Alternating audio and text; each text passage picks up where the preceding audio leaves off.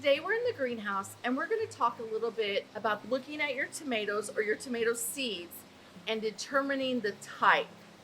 Now we always talk about variety, but today I want to talk about if it's a determinate tomato or an indeterminate tomato. So the difference between a determinate and an indeterminate is a determinate tomato is going to be about 3 to 4 foot tall, and it's become a bush type of tomato. It is only going to produce a certain set number of blooms, so that fruit will be set with that determinate tomato.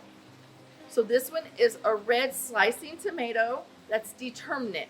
Now it is flowering already, as you can kind of see, so we don't want to prune on this one too much on that main leader. We don't want to take off these main leaders because that's where our fruit is going to come from, and we will reduce our yield if we prune way too much. An indeterminate tomato, that's one that is going to get larger and vine, and it's going to continue to bloom and fruit throughout its entire life cycle. This is a Goliath tomato right here, and it's a 4-pack. On the back of the label it says indeterminate, so it will say it on the back of the label.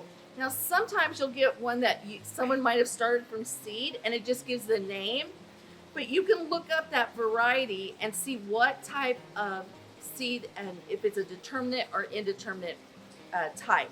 So this transplant needs to go out and be planted. It needs to have a large cage around it, and it needs to be staked down, because this one, as indeterminate, will be a vining, and it will continue to bloom and produce throughout its whole life cycle. They're going to continue to grow up the cage and maybe even over the cage. Some of those tomatoes are ones that can be in a greenhouse that may be trellised up, or you can grow it in your backyard, but you're going to have the right structure for it. These are the two different types of tomatoes that you want to consider looking at, learning the difference between our determinate tomato or indeterminate tomato, because they look very similar. They just need more support throughout the season.